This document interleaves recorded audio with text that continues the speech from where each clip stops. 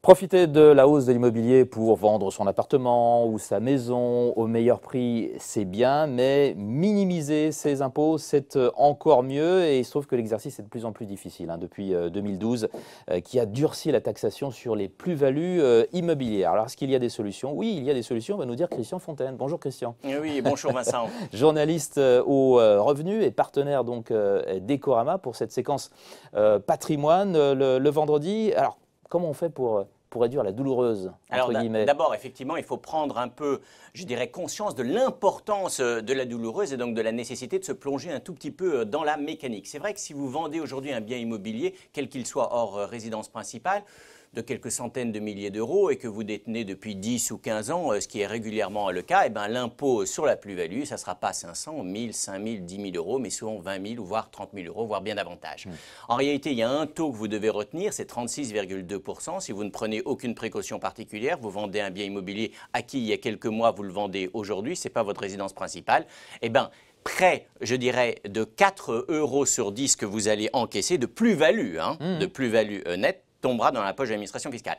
Tout ça pour dire que cet impôt, effectivement, fait très mal. Vous l'avez dit, vous l'avez rappelé. En fait, la fiscalité a été durcie depuis 2012.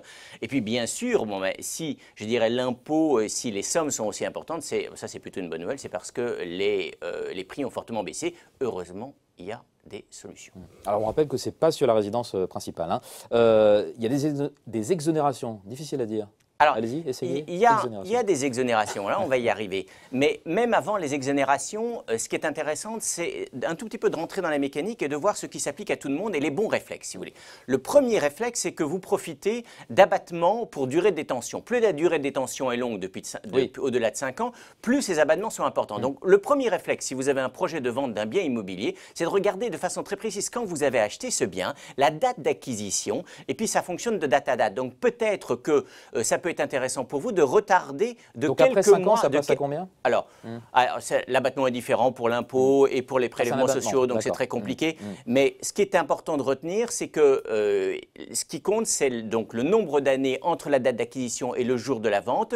Et comme ça fonctionne de date à date et par année, ça peut être intéressant de retarder parfois de quelques semaines votre vente pour profiter d'un abattement plus important. Donc ça, c'est la première astuce dont on parle les 5 ans. Deuxième astuce, il faut se plonger un petit peu dans la mécanique, puisque plus-value, c'est quoi? Vous allez être imposé sur la différence entre le prix de vente et le prix d'achat. Ce n'est pas si simple, puisqu'en fait, au prix d'achat, le législateur autorise d'ajouter les frais d'acquisition et également les travaux. Vous avez le choix, soit de vous pratiquer un forfait de 7,5 ou 15%, soit de vous déduisez au réel. Alors, les travaux, c'est très important. Vous avez acheté une urine. Il faut garder toutes les factures. Oui, voilà, tout à fait. Il faut regarder toutes les factures, il faut être bien conseillé. Vous avez acheté une urine, vous l'avez totalement transformée. C'était un bien, je dirais, aujourd'hui up-to-date, dans le goût du jour. Il faut savoir que les frais de travaux viennent s'ajouter au prix d'achat et donc ça réduit l'impôt. L'impôt taxable, la masse taxable. Ça réduit la masse imposable et la plus-value taxable. Il en va de même si, par exemple, vous avez, je dirais, aménagé des combles ou créé une véranda. Attention, si vous faites des travaux vous-même. Travaux d'isolation. Des travaux d'isolation. Alors, ça peut fonctionner si on a déjà une déduction fiscale avec ça. Voilà. Il faut faire très attention, on ne peut pas avoir le beurre et l'argent du beurre. Notamment si vous avez fait de l'investissement locatif. C'est-à-dire, en fait, vous avez déduit les travaux de vos revenus fonciers pour payer moins d'impôts fonciers. Vous ne pourrez pas, du coup, ajouter ces travaux au prix d'achat du bien. C'est l'un ou l'autre.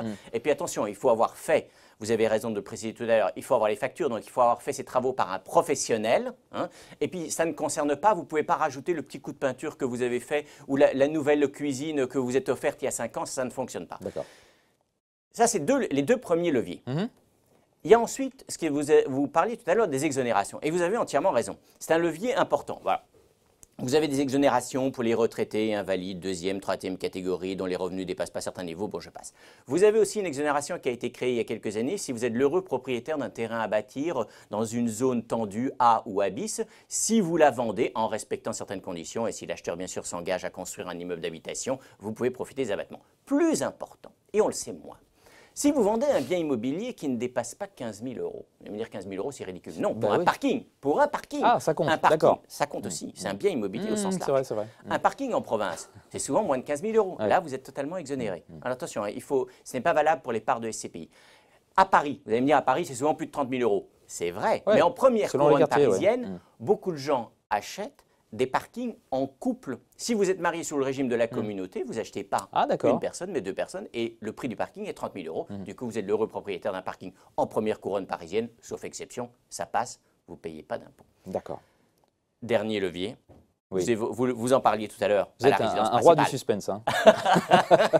On essaye, on essaye, on essaye. Ouais, ouais. En tout cas, on essaye d'intéresser les auditeurs et de les persuader que même si la matière est un peu technique, ça vaut le coup de s'y plonger parce qu'il y a beaucoup à y gagner. Tout ce qui est fiscal est très technique. Hein. Voilà, est très technique. Mais le jeu en vaut la chandelle. Donc, il y a une seule certitude. Vous parliez du revenu tout à l'heure. On a une seule certitude, si vous voulez. Les épargnants qui s'occupent, qui suivent leur épargne et les contribuables qui font l'effort de se plonger dans la complexité du Code général des impôts payeront moins que les autres. L'exonération, la dernière, vous en parliez tout à l'heure, la résidence principale. Oui. Bon, elle est extraordinaire, celle-là. C'est vraiment, je dirais, un paradis fiscal à la française, puisque vous êtes totalement exonéré d'impôts, de prélèvements sociaux sur la plus-value une fois que vous vendez votre résidence principale. Il n'y a pas de plafond. Quelle que soit la durée. Quelle que soit la durée de détention. détention. Il n'y a pas de plafond au niveau du montant de l'opération. Il n'y a pas de plafond sur le montant de la plus-value. Voilà. Ceci dit, et ça concerne aussi, je dirais, ce qu'on appelle les dépendances, par exemple le parking dont vous pouvez être l'heureux propriétaire et qui se trouve à quelques centaines de mètres de votre résidence principale.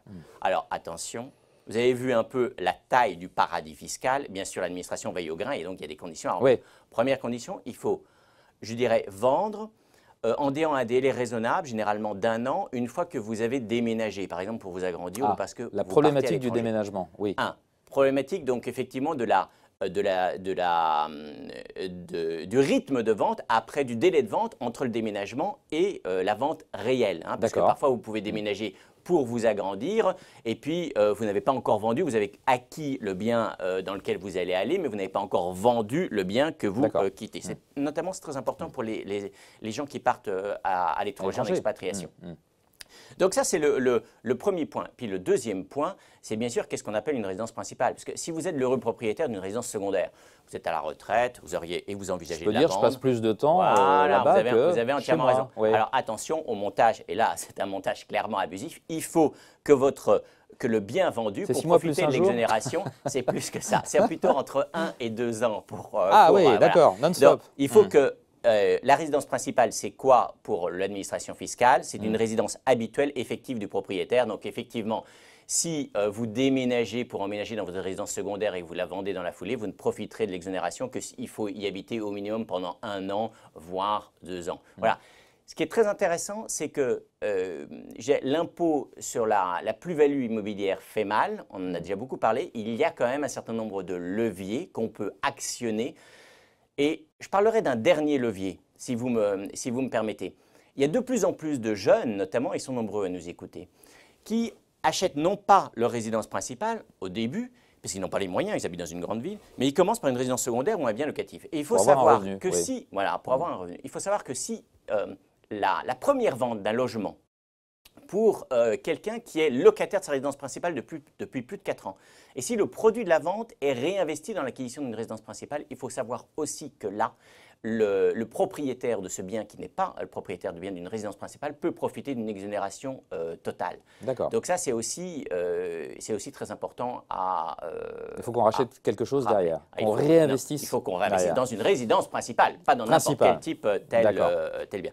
Voilà ce qu'on pouvait… Est-ce qu'on a fait le tour de cette question? Non, alors on aurait peut-être pu presque commencer par ça. C'est vrai que régulièrement, il y a des hommes politiques qui mettent sur la table la fiscalité des plus-values immobilières. Alors, les dernières sorties datent un peu. C'était il y a quasiment 1 an, jour pour jour. Bruno Le Maire sur France 2 avait dit que c'était une piste de travail que de taxer les grosses plus-values sur la résidence principale. Et Emmanuel Macron, un mois avant… Donc ils veulent alourdir ça? Non. Ça avait été évoqué comme une piste de travail il y a 1 an. Depuis, plus personne n'en a parlé. Non, ce que je veux dire, c'est que malheureusement, la fiscalité peut toujours évoluer. Donc, si vous êtes sur le point de… On ne pense pas, ça ne devrait pas être le cas dans les mois à venir, mais si vous êtes sur le point, autant profiter immédiatement des exonérations, abattements et réductions qui existent. On ne sait jamais, demain, peut-être qu'ils ne seront plus là. On termine avec la une du revenu. Le revenu de cette semaine, les valeurs favorites des gérants? Et oui, les valeurs favorites des meilleurs gérants. Et c'est vrai qu'en fait, vous regardez ça un peu en détail, ben, qu'est-ce que vous remarquez? C'est qu'il y a beaucoup de valeurs internationales. Et c'est vrai que ces dernières années, ben, notamment les marchés américains ont fait souvent mieux que les marchés européens. Donc il ne faut pas hésiter à mondialiser son portefeuille, son compte titre, son PEA et son contrat d'assurance vie. C'est la diversification de base. Hein, voilà, finalement. diversification de base. C'est vrai qu'il y a ce qu'on appelle en finance comportementale le biais de familiarité. Ben, il faut un peu lutter contre. C'est vrai que vous êtes français, ben, c'est un peu, je dirais, on achète ce qu'on naturel. Mais voilà. Mais quand vous êtes anglais, c'est pareil. Vous achetez des actions britanniques, allemandes, des actions allemandes. Malheureusement, ce qu'on connaît le mieux, c'est pas forcément le plus rentable. Et force est de constater que, je dirais, les GAFA américains affichent des performances exceptionnelles. En plus, les actions américaines, depuis le début de l'année, profitent de la hausse du dollar. Donc voilà. Les performances passées ne juge pas des Vous avez performances entièrement raison. Donc c'est pour ça qu'on futures. diversifie, mais piano, progressivement. Ouais. Et puis on lit les conseils du revenu et des autres journaux Eh bien, patrimoniaux. merci pour tous ces conseils, Christian. Christian Fontaine, journaliste justement au Revenu. À bientôt.